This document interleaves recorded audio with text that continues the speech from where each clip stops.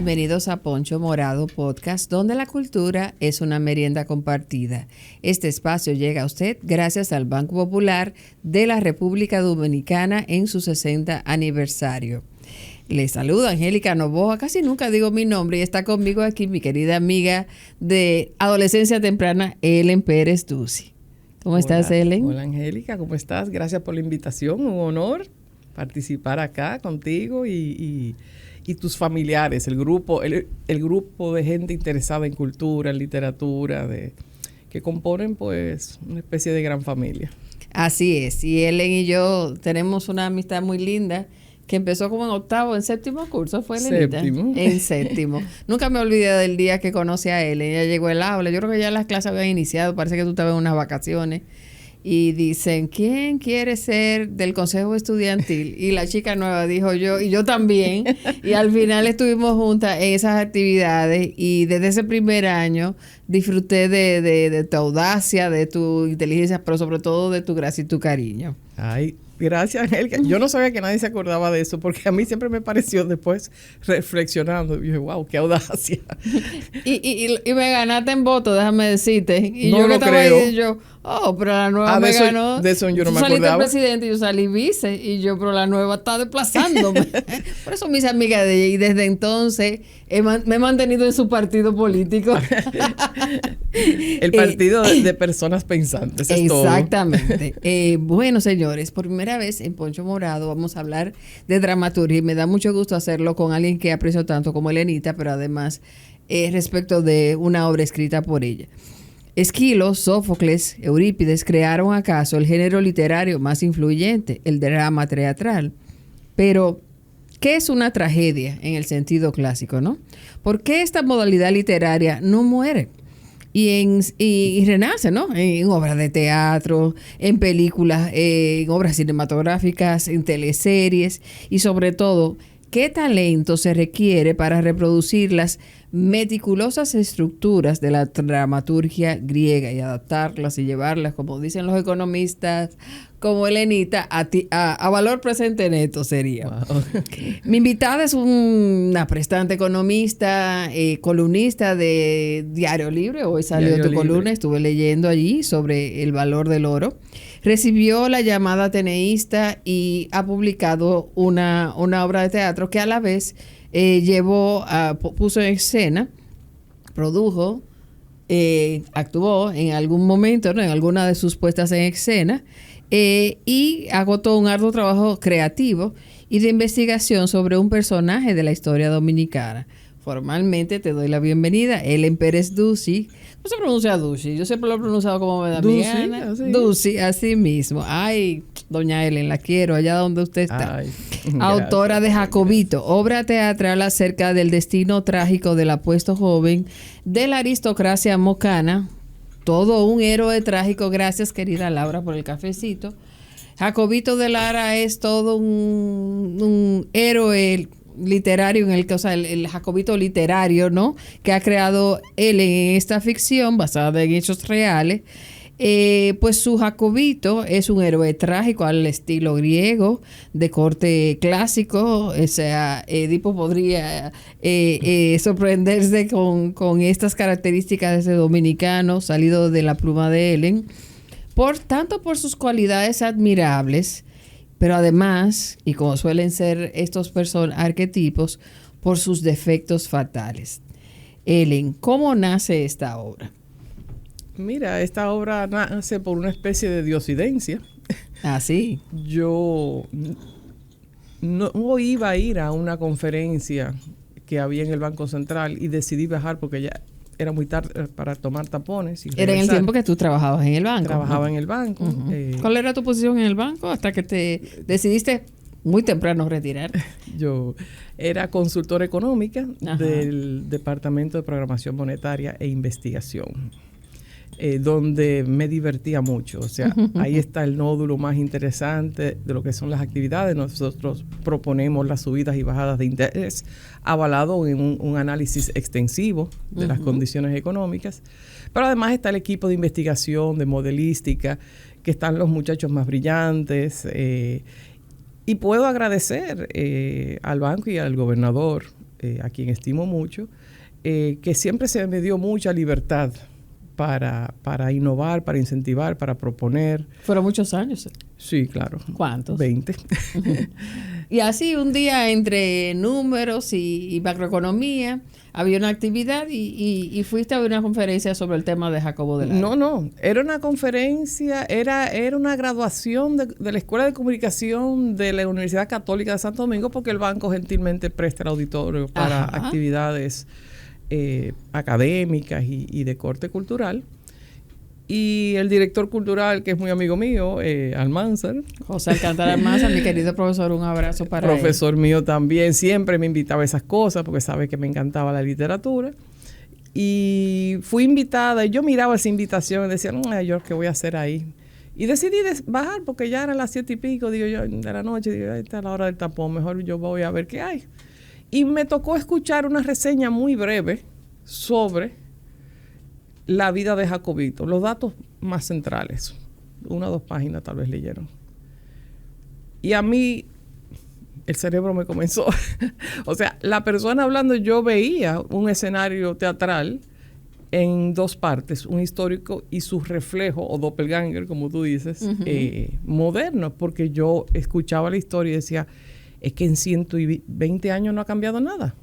Ellen, para los no dominicanos sería bueno explicar quién fue Jacobito de Lara y cómo en ese asiento inmediatamente una persona tan amante de la lectura como tú y de las bellas artes y del teatro, el cine, dijo, no, aquí hay una forma de hacer esta historia en un formato literario. Pero para quienes no conocen, por ejemplo, algunos jóvenes dominicanos no conocen la historia, o sea, la persona histórica que fue del cual extraes ya una versión de ficción. Mira, incluso a nivel nacional Jacobito de Lara no es muy conocido. Es más bien conocido en Moca y algunas personas del Cibao y claro, personas de más edad que nosotros, que tenían más cultura y que están más apegados a los temas patrióticos. Jacobito de Lara es un muchacho de 17 años que es hijo de una de las familias más prominentes del país. Eran agroexportadores en ese momento. Él estudia en Alemania, en la escuela militar, porque en esos tiempos nuestras exportaciones principales iban a Europa y este país era muy afrancesado y muy alemanizado. Su familia exportaba a Alemania y a Holanda, tabaco, café, todos los bienes básicos de aquellos tiempos. Y en general eran personas muy prestantes, muy cultas. A él lo va a buscar su hermano y se reúnen en París con Juan Isidro Jiménez, que es un exiliado de Lilis. Este país ha tenido 3 o 2 grandes dictadores, que son Lilis y Trujillo. Ambos, debo decir, y eso es tema para otra tesis, ambos dictadores con mucha visión económica a pesar de sus enormes defectos políticos y sociales. Y dicho por Ellen Pérez Duce, eso tiene importancia. Pero eso es tema para otro podcast. Eso es todo otro capítulo. Lilis era un hombre sumamente culto, la gente no sabe eso. Hablaba 6 idiomas, sabía finanzas internacionales, era un adepto a la poesía, escribía cartas bellísimas a sus enamoradas, eran muy enamorados. Pero era un dictador y de las cosas que él promovía fue, sin embargo, promovía el desarrollo económico. Y él estaba promoviendo los ferrocarriles en el país. Estamos hablando de 1895.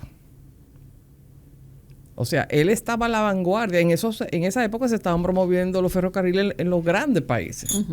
En Estados Unidos, que tenía acero, en Europa. Estados Unidos era una economía incipiente, de hecho. Y él, para poder financiarlo, emitía bonos. No solo eso, este país no tenía moneda propia. Los bancos eran bancos privados. O sea, la moneda dominicana en ese momento la emitía el Santo Domingo Puerto Plata Bank en Puerto Plata, o sea, y corrían monedas mexicanas de Sudamérica, porque no había moneda nacional. No había moneda nacional, de hecho corrían monedas en oro y plata. la familia Lara tiene para que tú tengas una idea del nivel de esa familia, en un momento la República Francesa amenaza con poseer las aduanas dominicanas por deudas que habíamos contraído con ellos. Y la familia Lara recogió, creo que son 40,000 ducados en plata y pagó la mitad de esa deuda externa. O sea, a ese nivel. Un nacionalismo que comprometió la fortuna personal de esa familia para salvar las aduanas y que te dice cómo se manejaban las cosas y el nivel de influencia que ellos tenían. De hecho, el papá de Jacobito, don Jacobo de Lara, era una especie de ministro de Hacienda de Lilis en Moca.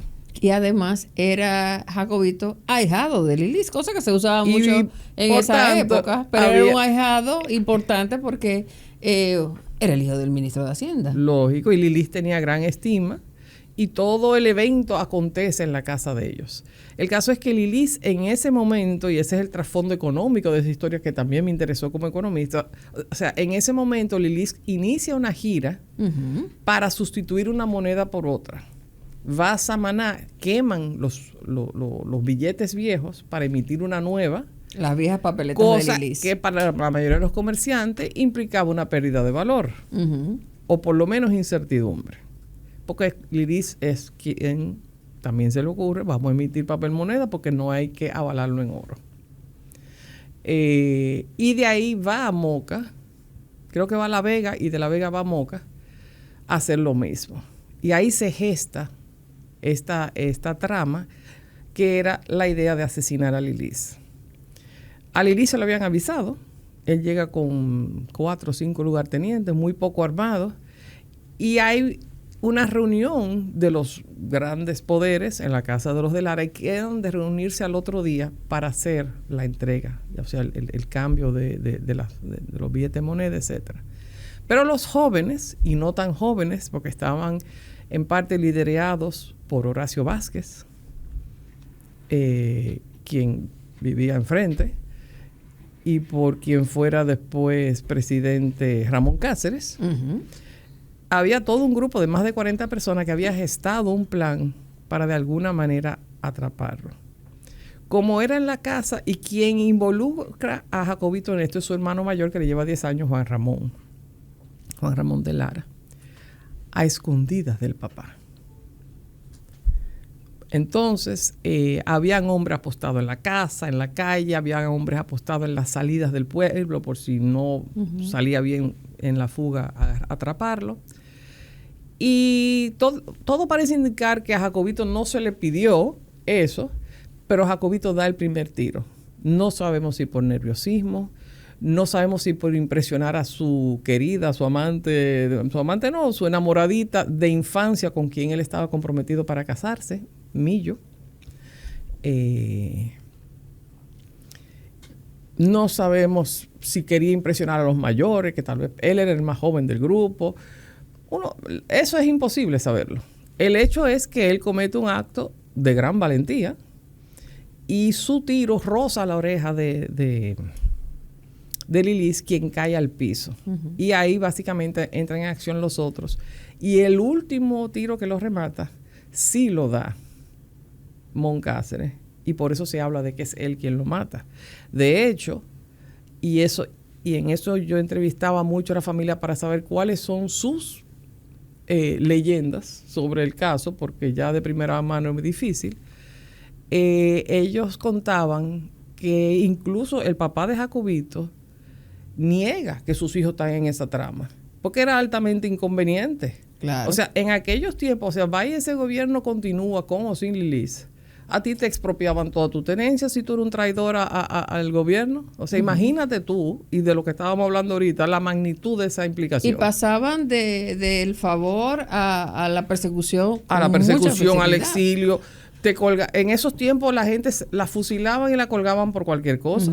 En un programa previo tuvimos una conversación, recordarán, con José Carlos Nazario, autor de la obra Opsit, donde él trata ese tema, interesado en pues una matanza que se hizo en la zona septentrional del país en los tiempos, un poquito después, ¿no? Como, creo que lo que José Carlos relata, creo que el año era 1906 o 7. Pero obviamente todas estas personas y todos estos eventos que tú señalas son tratados en la obra de él, te las recomiendo.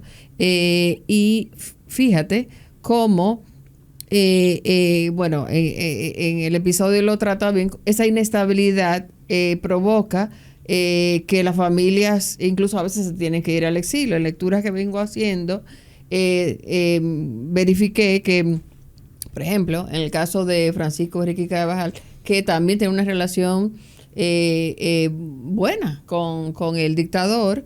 De hecho, el hijo del dictador era ahijado de Pancho, como le decían en su casa, y se va a París con Pancho, el muchacho. Él es el tutor de la hija en París, porque la hija de Lilis estudió medicina. Ajá, Te digo que Lilis era un hombre de mucha visión. Sí. Entonces, pero termina Pancho ya, porque Salomé muere en el exilio con sus hijos, en Cabo Haitiano. O sea, de tener hasta el favor de irse, Así digamos es. que becado a estudiar medicina a París, a terminar en sujeto de persecución. O sea, que las cosas eran muy inestables y se entiende perfectamente que el padre Jacobito ocultara ese acto heroico y dejara que Moncácer se llevara la gloria. Y cualquier problema asociado. Sí. Y de hecho, la historia familiar es que los hijos les reclamaban al padre porque tú desconociste nuestro gran rol. Al final se rectificó. Hay un episodio donde ellos junto a otros participantes pasean victoriosos por el malecón en carrozas, las mujeres tirándole flores. O sea, Jacobito era un héroe de magnitud olímpica. Joven, buen mozo, multimillonario, héroe. Incluso a él le ofrecen ser ministro. Y el papá dice, pero es que no. O sea, el papá dice imposible. Él tiene 17 años, él viene para la finca. Y lo devuelve, cosa que Jacobito resiente. Y vuelve a su vida de pueblo, que la vida de pueblo de antes no era la de hoy. Yo siempre digo a mis hijos, ustedes ven esas glorietas, en esas glorietas se declamaba en griego y en francés en este país. Una de las grandes cosas de la lectura de esta obra, en breve vamos a pasar a la parte ficcional, vamos a cubrir la parte histórica, es el hallazgo que él les rescata y coloca en una obra dramática de la forma en que hablaban estas personas. El lenguaje coloquial, porque es la reproducción de una entrevista. Y es impresionante, sobre todo por un juego doble que hablaremos en un ratito que hace Ellen, ver cómo el antes y después de nuestras conversaciones, o sea, de los coloquios dominicanos. Y como dice Ellen, y hay fotos hermosas que ella ha rescatado, de que esos parques eran llenos de flores, las niñas iban lindísimas, los muchachos, todo el mundo de saco y corbata, en fin. Pero entonces, Ellen, para ya ir pasando a la parte ficcional, ese es el hecho en que los pocos que conocen a Jacobito, conocían hasta hace unos años, se conocía de él, pero él tiene, digamos, un lado oscuro. Bueno, lamentablemente, y eso se ve mucho en la tragedia griega, a un ascenso meteórico continúa un descenso muy trágico, que lamentablemente fue su caso porque tal vez eran emociones muy fuertes para manejar en ese momento, pero el hecho es que Millo, la noviecita, sí, era coqueta, supuestamente era la chica más linda del pueblo, y ella decían que coqueteaba con otro. Y claro, si hoy hay chisme, imagínate tú un pueblo hace ciento tantos años, todo se sabía, había ojo en todas las ventanas, todo se comentaba, y a él se le va montando una presión de que a él, Jacobito de Lara, una figura tan ilustre, la novia le anda haciendo ojito lindo a otro. Que de ahí no pasaban las cosas porque era con un abaniquito así, la gente ni se agarraba la mano. Sí. El caso es que, preso de un momento de decepción y tal vez de apasionamiento, él ve a Millo en la Plaza Central, parece que haciendo el ojito a un señor muy, muy interesante, que dicen ahora que puede haber sido sobrino de Lilis. Oh. Incluso hay una fábula, que la oí mucho después de esto, que era un Adonis y que él, como que le habían enviado para hacer caer en desgracia a la familia. Como esperando la reacción de él. Hay una teoría no de la lo sabemos. conspiración. Bueno, y eso puede ser invento de la gente, para serte sincera. Eso puede ser invento de la gente. Pero el caso es que Jacobito, muy decepcionado, se devuelve a su casa a escribir una carta porque él se iba a suicidar. Y lo que hace es que se devuelve con la pistola a la plaza principal de Moca y asesina a Millo, la muchacha más linda y también de una familia muy prestante, recientemente nos enteramos, varios tiros. Ya tú comprenderás el caos que fue aquello. Eso salió en la prensa de aquí, salió en prensa internacional, y a Jacobito se lo llevan esa misma noche a Puerto Plata. Y él va preso en Puerto Plata. ¿Qué pasa? Si tú lo dejabas en Moca, lo lógico era que la familia lo ajusticiara, porque así era que se hacían las cosas. Claro. Entonces la familia lo saca para salvarle la vida. Uh-huh. Él dura en Puerto Plata varios meses preso. ¿En el puerto de San Felipe? En el fuerte de San Felipe. Parece que hay una cárcel. Que era oscura, húmeda, etcétera. Y obviamente en un estado depresivo, porque imagínate tú una situación así. O sea, de ahí no sale bien nadie. Y ahí es que entra en juego Virginia Elena Ortea. Virginia Elena Ortea es una mujer sumamente educada, sumamente adelantada para su época, sumamente informada, porque Puerto Plata era un puerto donde llegaban buques extranjeros continuamente. Entonces ella estaba al tanto de lo que se escribía en Puerto Rico y en Nueva York.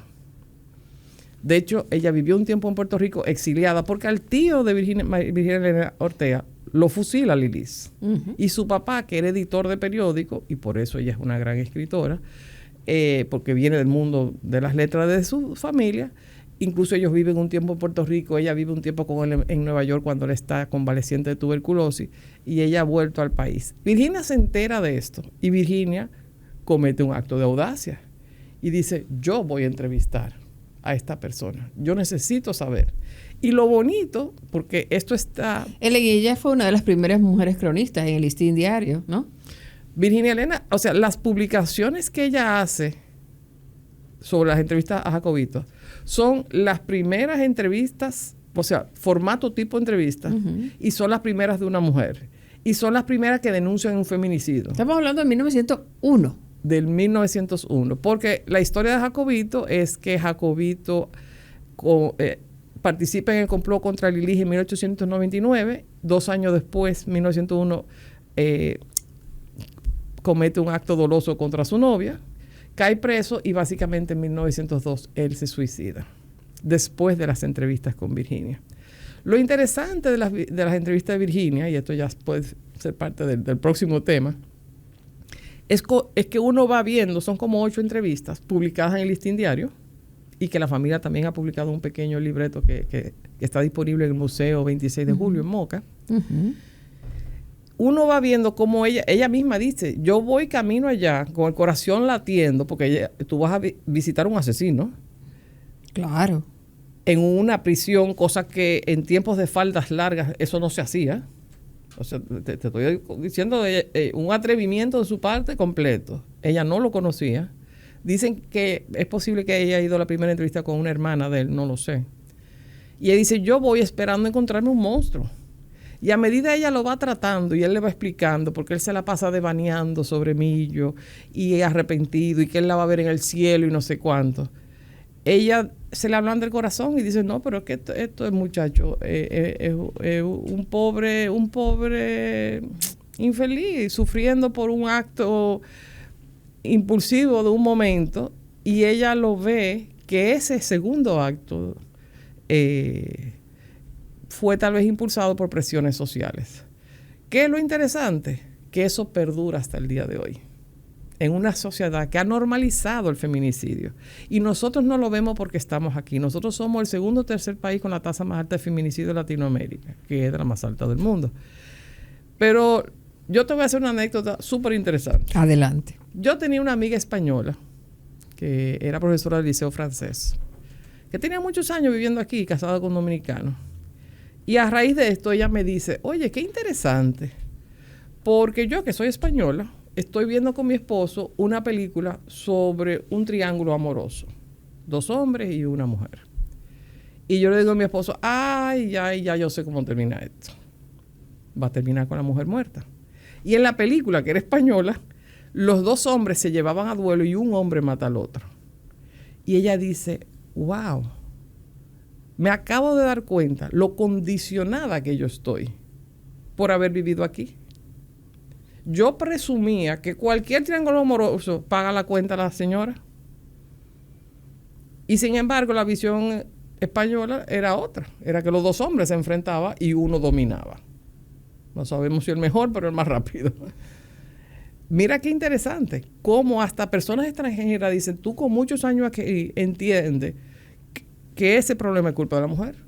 Hay muchas razones por las que recomiendo esta obra. Y espero que pronto haya otra puesta en escena, porque lamentablemente cuando se hicieron 2 puestas en escena yo no pude verlas porque no estaba en Santo Domingo. Empezaré comentándote una que me impresionó mucho de tu trabajo.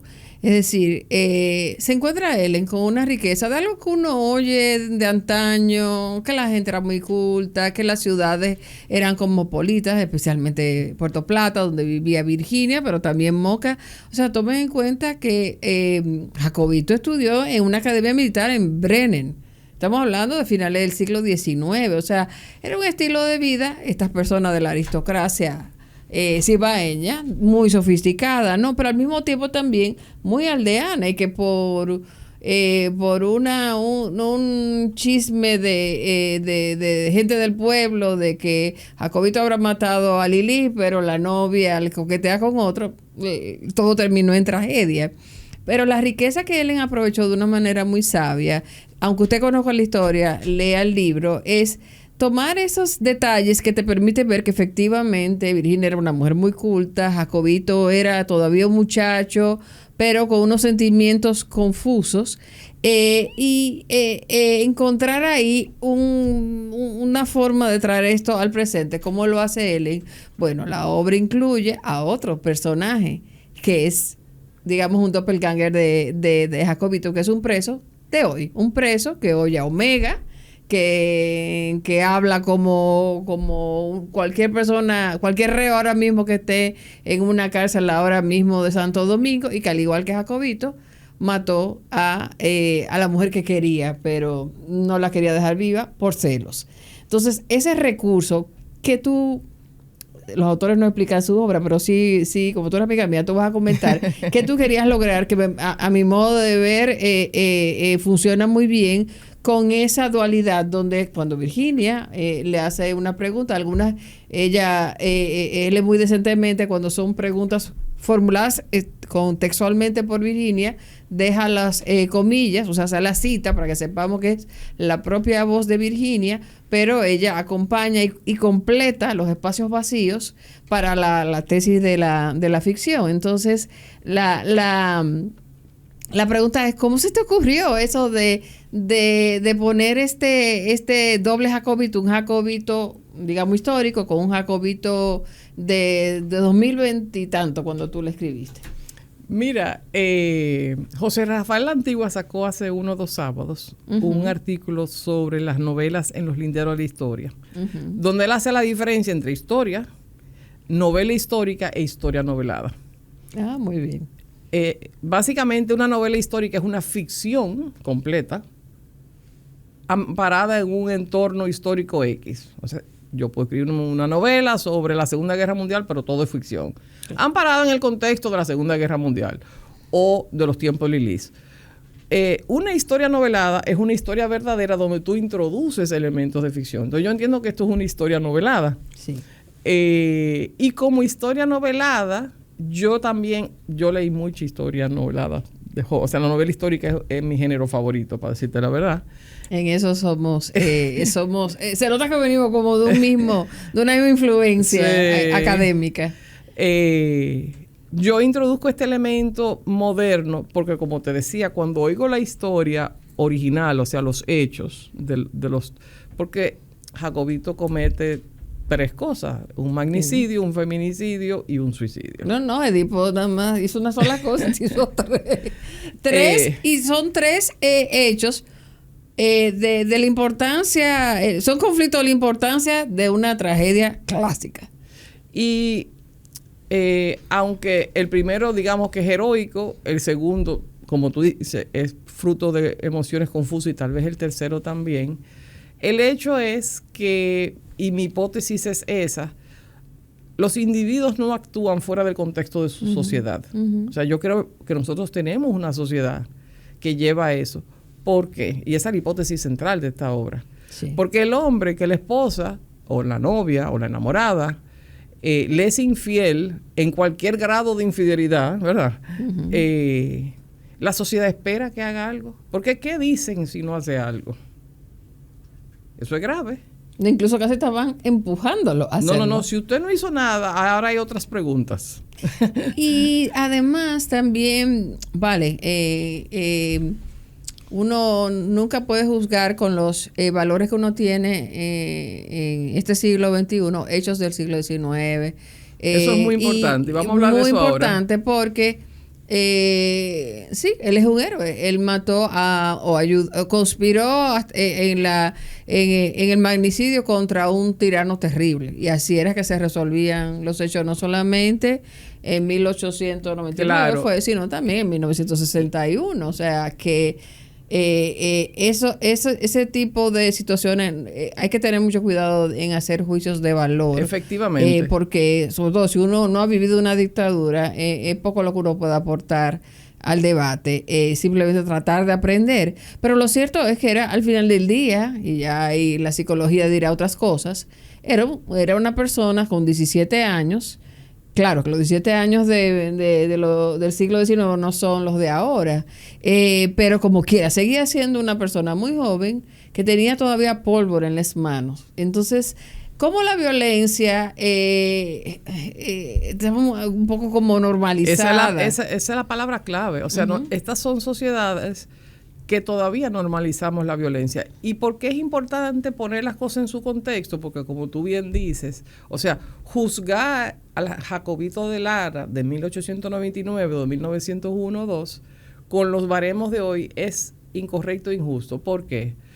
Porque tú no tenías un sistema democrático para salir de un presidente. Entonces, bueno, ahí están los crímenes políticos. Pero recordemos que la literatura alemana de esa época, ¿de qué se trataba? Werther y toda esa gente. Todo el mundo se suicidaba por amor. Sí, de ahí que vienen el romanticismo. Hay personas que hoy te dicen, seguro él tenía un desequilibrio mental. Mira, yo no sé. Porque era la poesía, la novela, todas las grandes obras. Y él incluso vivió en Alemania, presumo que hablaba alemán. Pero aquí se leía en todos los idiomas. O sea, la gente culta leía en todos los idiomas. Esa poesía romántica, esa época, todo el mundo se suicidaba por amor. O sea, suicidarse por amor. De hecho, en Alemania, ahora no me acuerdo cuál novela fue que salió, pero salió una novela para esa época. Que hubo una oleada de suicidio. O sea, olas de suicidio. Déjame decirte. Bueno, porque todo el que estaba enamorado y decepcionado se remitía a aquello. Sí. ¿No? Te voy a decir la fecha, pero fue todo Las penas del joven Werther, novela de Johann Wolfgang de Goethe. Ay, profesora Jocelyn, claro que sí, que era de Goethe. Ellas no contaban, nuestra profesora Jocelyn Medina en el colegio, que se volvió una forma de asumir el amor. Claro. Incluso la propia sociedad justificaba o digamos así, validaba esa conducta a Jacobito. Eso me llamó tanto la atención. Lo enterraron entre, ¿qué fue? Azucenas o rosas. O sea, la foto existe. Él enterrado. Era lindo. El chico era hermoso, rodeado de flores porque era todavía un muchacho. O sea, el hombre se había anotado a Lili casi, a la novia y a él mismo, y estaba rodeado de azucenas. Y yo, Dios mío, no, ¿qué es esto? Era un Adonis, era precioso. Y la familia pero las costumbres, Elenita, o sea, después de todo eso trágico, entonces estaban como apenados. Obviamente lo de la familia se entiende todavía hoy. Y con todo el respeto del mundo, su familia lo llora, porque esos son dolores que caminan de generación en generación. Pero lo que llama la atención es cómo la sociedad, que le pone a este muchacho un trabuco, me imagino, en la mano, mira, ayúdanos a matar al dictador. Luego, en la misma sociedad que lo impulsa a cometer un hecho que quizás la sociedad no imaginó que era algo tan lamentable que iba a ser, pero lo presionaban. ¿No? Lo que se sabe es que él pensaba suicidarse. Sí, que hubo una carta escrita. Y probablemente él pensó, o sea, digo yo, si tú estás a punto de suicidarte y te desvías y matas a la persona que te está ofendiendo, es para devolverte y suicidarte. Sí.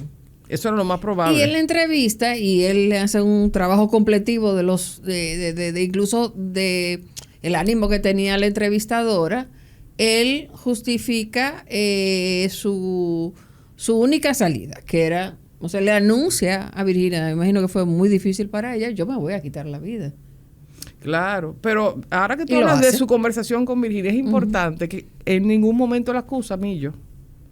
No. O sea, él nunca dice que Millo es mala, él nunca dice que Millo lo provocó, él dice que él adoraba a Millo, que Millo era tan buena, tan buena, tan buena, y que él de hecho se va. Y está muy bien la manera, una persona muy arrepentida en el que tú recreas la conversación completa.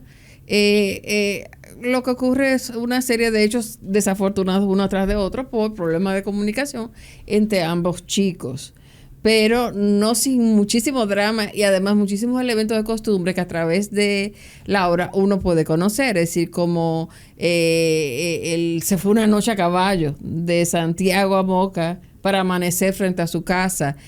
Algo que, Elenita, algo que yo llegué a hacer eso con un novio, de intercambiar sortijas. Eso ya se perdió, ya nadie hace eso. Por la primera vez mentíamos, dije, ay, mira mi cadenita, que ya se acabó.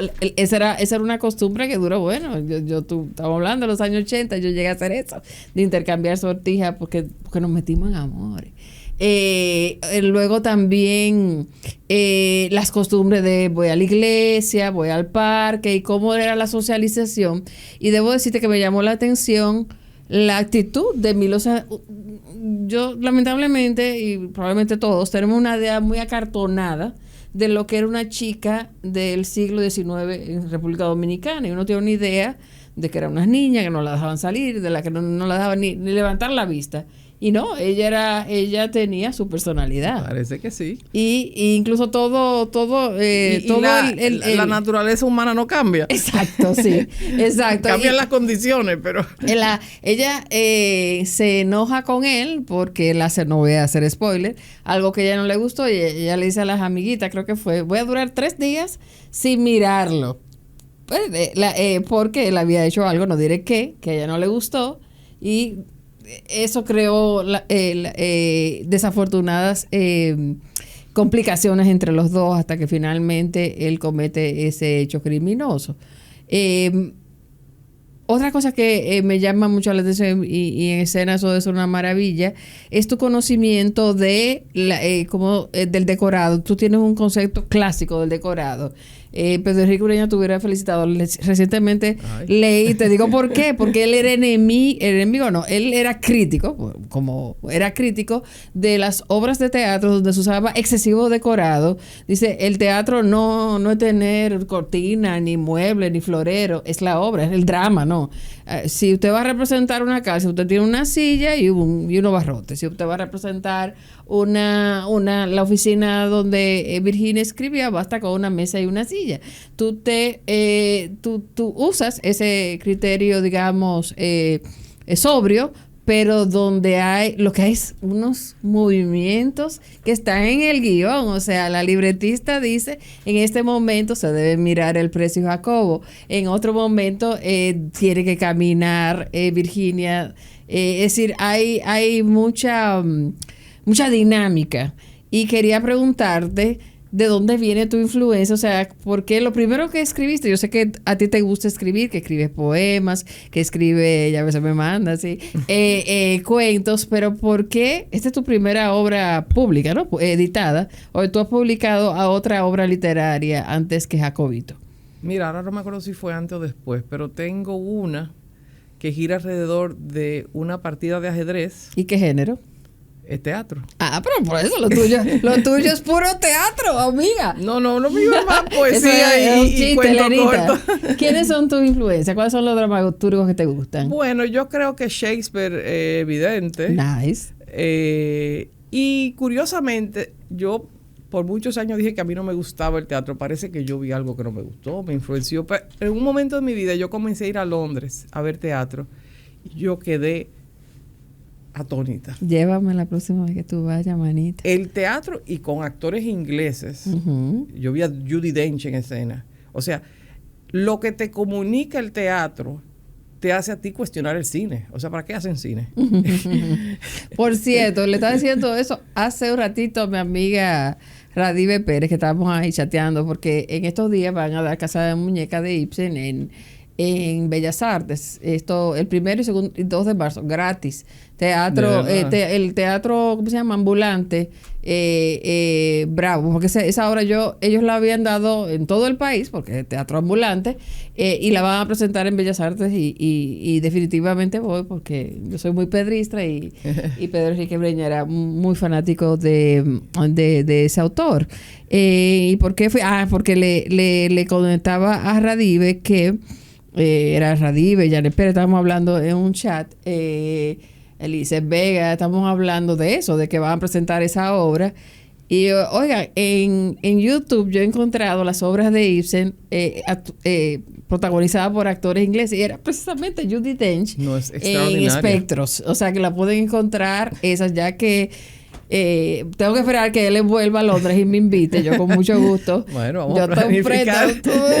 Me encantaría a mí. Pero qué bueno que te estás manifestando a través de obras de teatro.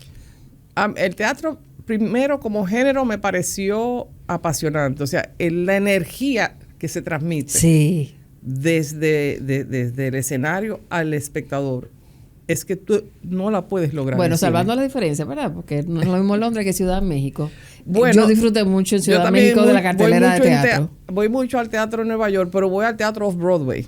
Ajá. O sea, entonces, ¿qué pasa? A mí me gustan las novelas, me gusta la novela histórica, me gusta el teatro histórico, pero sobre todo es un teatro, el teatro anglosajón en general, es un teatro muy caracterizado por diálogos con chispa, eso es muy británico. Entonces hay muchos diálogos con una entrelínea, una frase clave que se va repitiendo a lo largo, que incluso tiene diferentes significados, se vuelve incluso temas serios, te lo hacen jocosos.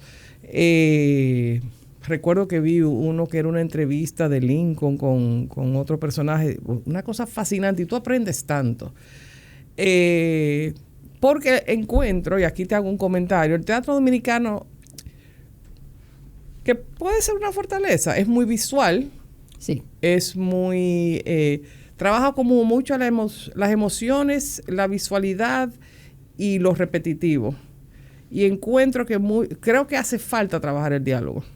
O sea, trabajar como una forma más escrita, más como si fuera historia. El desarrollo. Me encuentro que a veces hay monólogos muy largos, mientras que en tu obra es bastante ágil. O sea, habla Virginia, yo traté de hacer eso. Y hay momentos corales. O sea, sorprendes con la administración que haces del diálogo. Pienso que sí.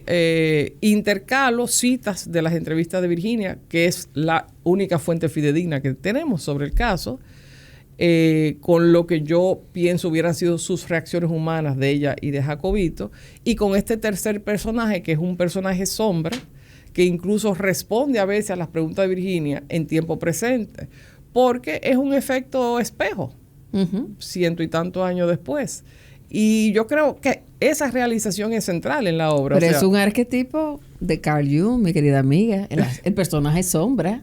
Y ese personaje sombra funciona tan bien porque de repente Virginia le está preguntando a Jacobo, ¿pero dónde fuiste? Y el otro contesta, al colmado, y estaba oyendo Mega, y encaja, hace la conexión entre nuestras costumbres, cotidianidad de hoy y lo que vemos en el periódico cuando hay un feminicidio y los hechos previos con ese evento, porque al final, como tú dices, la humanidad es una sola. O sea, es la misma.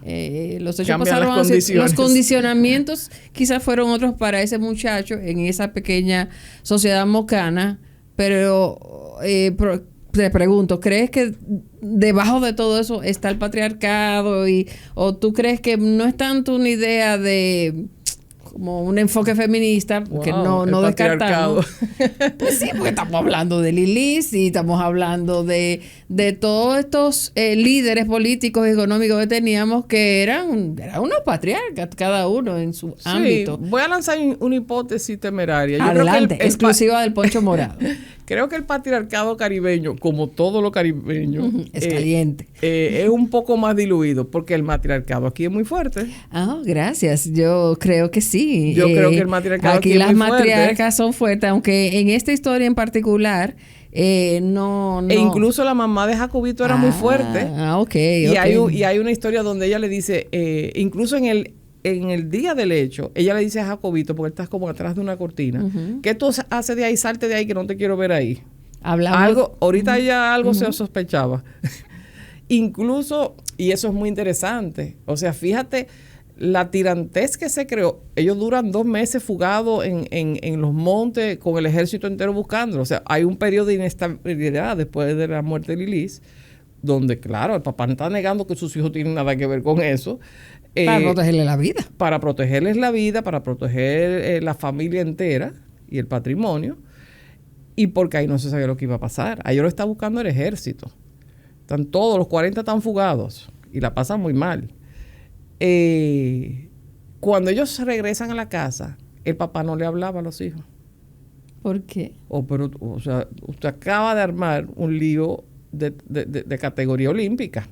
O sea, tú imagen aquellos tiempos que regían unos criterios de respeto. Tú no me informaste, tú no me pediste permiso. Claro. Tú arriesgaste mi posición, tú arriesgaste tu vida. Me fui a un esquema, Simón y yo. No. Tú no tienes que saber eso. Tú arriesgaste mi posición política, ¿no? tú arriesgaste tu vida, tú arriesgaste todo lo que tiene esta familia, tú arriesgaste el pueblo. Aquí pudo haber pasado cualquier cosa. Bueno, la familia era tan allegada a Lilith que a Lilith lo velan en la casa de ellos. Sí, qué ironía, ¿eh? Increíblemente.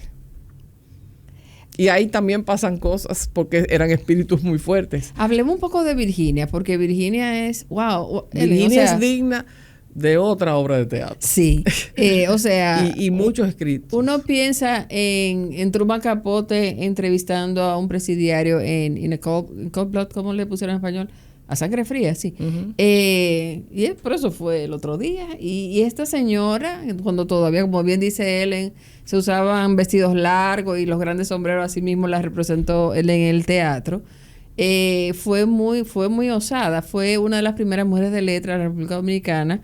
Encontré un dato que creo que te va a gustar si no lo has visto ya, y es que en el hecho de muerte de Salomé, allá en Puerto Plata, cuando estaba ya enferma de tuberculosis, Max, su hijo, Max Enrique Ureña, le leía de Virginia Elena Ortea, una novela inconclusa, menos que por motivo de su muerte, porque lamentablemente ella también falleció un poco después, y la obra se llamaba Mi hermana Catalina.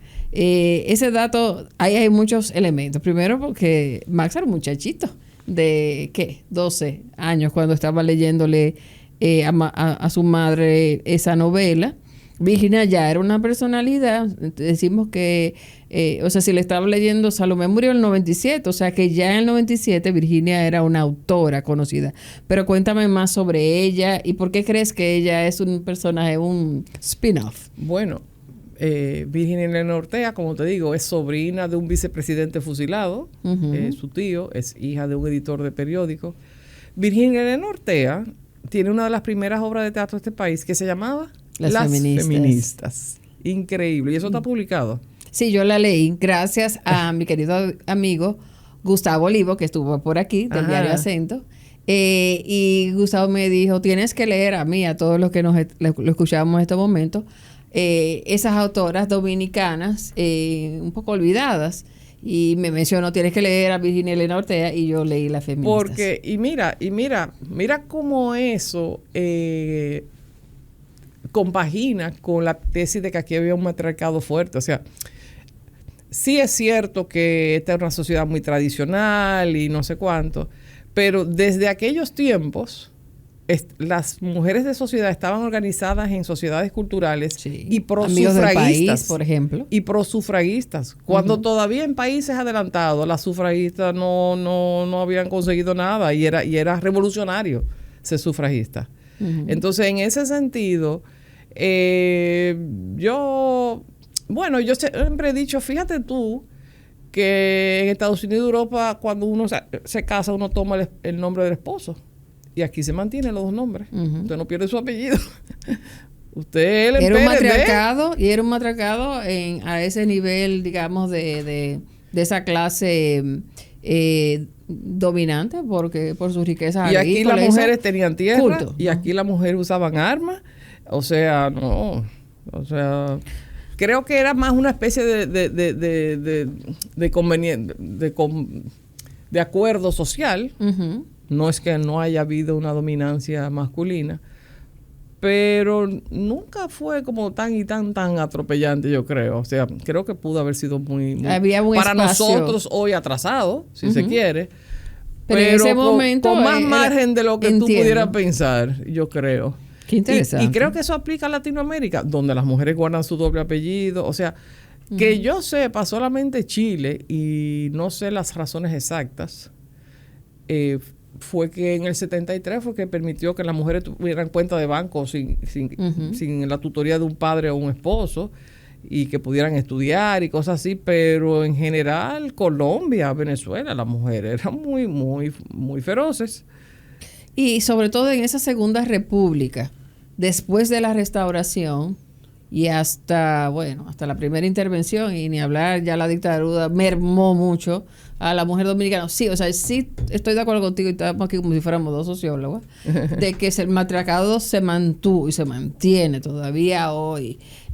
Pero durante esa Segunda República eran líderes y salieron a hacer vida social, salieron a defender la educación, el derecho al sufragio, y además socialmente tenían sus propias actividades y se sentaban a leer junto al libro. Es decir, no fueron era muy solo activas en la independencia. Esto es un país que tiene una nacaona, aunque será otra cultura. Bueno, anoche estaba yo viendo algo de Iván Gatón donde él hablaba de eso. Él decía, sí, yo lo vi. Hay grandes mujeres dominicanas y no las hemos exaltado. O sea, la mujer siempre tuvo un rol muy...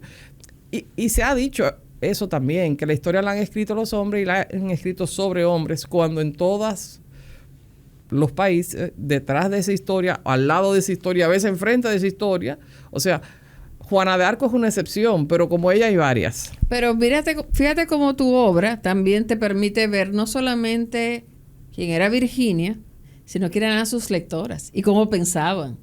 Entonces, wow, no dejen de leerlo. No sé hasta dónde lo dice aquí, pero en las reseñas que hay, dicen que las personas lloraban a cántaro cuando leían las entrevistas de ella a Jacobito. O sea, el país terminó enternecido con Jacobito, a pesar de lo que sucedió. Que es muy interesante, porque realmente una persona que está en ese huracán emotivo, es de pena. No, y la forma en que ella lo presenta y el modo en que conversó con él demuestra que era una mujer con gran sentido de la misericordia. Claro, también ahí está Elenita completando perfilando el resto de la historia de aquellos que no conocemos, y yo creo que tu bordado es muy creíble. Bueno, hay una novela urbana, como dicen así, ¿no? O sea, hay un devaneo que dicen que ella hasta posiblemente medio se enamoró de Jacobito. Y tú literariamente lo tratas, y a mí me parece totalmente admisible. Sí. O sea, yo creo que con la diferencia de edad y todo, puede ser que se hayan encariñado. No veo por qué no. él era muy bello, ella le va tomando confianza, él se abre a ella le va tomando pena, como tú dices, siente compasión por él. Y la obra termina con una palabra que el otro día cuando fui a ver a Ana Netrebko dije, ay, porque pusieron todas las traducciones de las canciones arriba. La obra termina con una palabra que recoge el deseo de doña María Elena Lara, porque cuando ella publica, ellos publican... que tenemos que mencionar eso, porque no solamente él leyó para investigar la historia, sino que a través de la tradición oral conversó con descendientes de la familia Lara. La descendiente más directa de ese Jacobito, porque ella es hija del segundo Jacobito, porque en la obra él le escribe a su madre que al próximo niño le ponga, que ya estaba embarazada, le pusieran su nombre, que era la seña de que él se pensaba ir. No sé si no la captaron. Sí. Hay un segundo Jacobito Lara, él es el padre o abuelo de doña María Elena. Ella hace la compilación de las entrevistas de Virginia Elena y ella termina con una carta diciendo, yo lo que quiero es que perdonen a Jacobito porque era un muchacho bueno, era un muchacho con sentimientos. Y en ese sentido, la obra, o sea, Virginia termina la obra pidiendo piedad, que es como termina la canción de O mio bambino caro. Que es una canción hermosa que cantó Ana Netrebko, que me encantó. La selección de las piezas musicales que hace, no debo decirla, pero es muy afortunada porque ya mencioné Omega, pero también de la lírica escogiste a Lorca. ¿Por qué Lorca? Porque Lorca es un autor más siglo XX, ¿no? O sea, de una época posterior. Ahí tú trataste de juntar presente y pasado. No hay, lo que pasa es que no hay nada más desgarrante y emotivo que Lorca. Sí, o sea, yo de hecho hay... No, es muy afortunada elección. Porque intercalamos un poco de poesía ahí. Sí, para darle un porque movimiento. Me encanta. Porque ya, punto. Pero además permite que que tu alma descanse en algunos momentos. Claro. Y genial. Con la otra figura que es el guardián, que representa el orden, representa al padre. Y hay una figura fugaz que representa el tiempo, que vi que en el teatro lo representó tu hija, un beso para ella, que me encantó porque no puedo dejar de preguntarte, por una época que me interesa mucho, la estoy estudiando mucho en estos momentos, ¿qué significaba para ese muchacho, pero para toda la sociedad, el cambio de siglo? O sea, era un poco como el porvenir, se hablaba mucho del porvenir, estamos hablando de una época en que se apostaba mucho a tiempos mejores, acababa de matar un dictador, y mientras me contesta esto, te voy pasando el libro para que leas este texto en la voz de Virginia, que creo que es la síntesis de lo que quieres decir. Pero primero te pregunto, eso de cambio de siglo y un personaje que representara el tiempo, ¿qué querías lograr con aquello? No, es un recurso teatral, un poco señalar lo efímero, lo volátil que era todo eso, y había un problema práctico, que era que la gente entendiera que estos dos hechos habían ocurrido en dos años distintos. Es una forma de poner de contextualizar, exacto.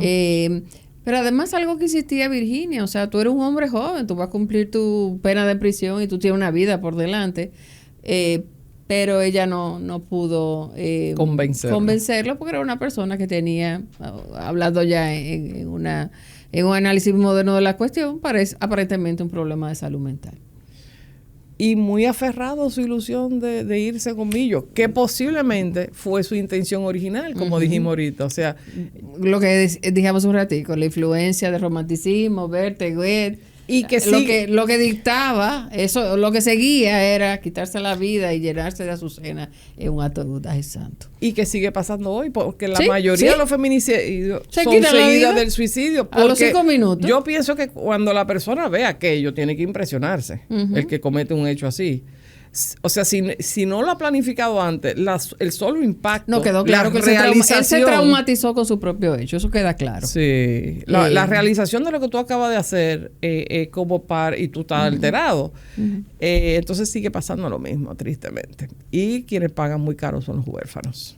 Sobre el particular, decía Virginia, citándola. Sobre el particular dice Virginia, quien se voltea a teclear en la máquina. Tac, tac, tac, tac, tac, tac. La verdadera causa de los mayores males que lamentamos es el afán que hay de repetir cuanto se dice, sin tener en cuenta la gravísima consecuencia que puede aparejar una palabra imprudente y la responsabilidad que nos cae al hacernos inconscientes cómplices. Mira al público. Y tú eres de los que acusas y asusas el odio en ojos cegados y mentes febriles. Tú alimentas el miedo al ridículo con esas lenguas de víbora, vibrando como reggaetoneras. Que si debió hacer esto, que si fuera hombre, que si le da bien. Nadie sabe nada del amor. Y ahí está. Excelente, bravo. Mi querida Ellen, muchísimas gracias. Muchísimas gracias. Ellen me va a dejar algunos ejemplares de Jacobito para los amigos interesados en comprarlo. Por lo menos pónganme en el Instagram. Este es el libro. Quiero el libro. Una portada muy bella. O por el YouTube, pero con mucho gusto me convierto en intermediaria para aquellos que quieran adquirir la obra. Que se puso a circular recientemente la versión escrita. Fue en la Feria del Libro. En la Feria del Libro. Pues enhorabuena, Ellen. Tenemos que hacer otro programa, como te decía antes de empezar.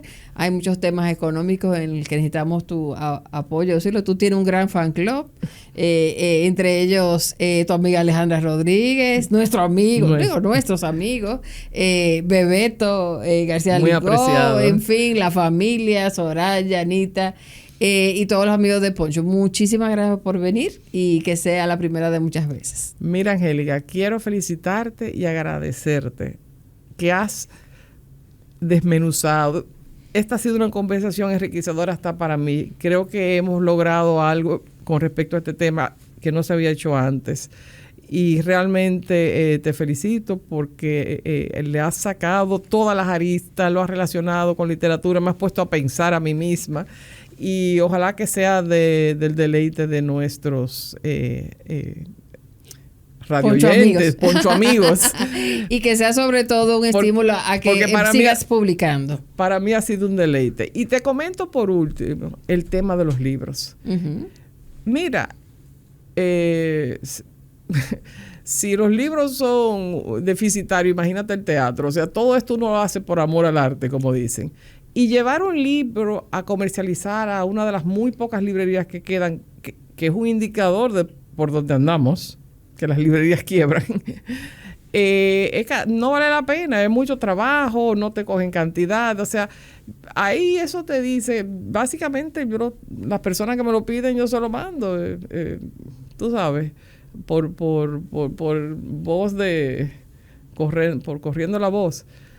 Pero realmente nos está faltando un espacio cultural donde los autores puedan mandar sus libros sin tantas complicaciones. O sea, hay que tener todos los autores que han visitado este espacio. Eso no se puede. Entonces, realmente son de las cosas que tenemos pendientes. Ver cómo, como sociedad, volvemos a fomentar los libros, la lectura, los pareceres compartidos, que es una labor que tú estás haciendo aquí sobre temas de otra profundidad que yo creo que yo sé que cuento suman contigo para todo lo que a mí se me ocurre que en el mundo de la cultura tú puedes ofrecer, que es mucho. Y en la economía tenemos. We have to talk. ¿Cómo se llamaba esa película? We need to talk about Donald.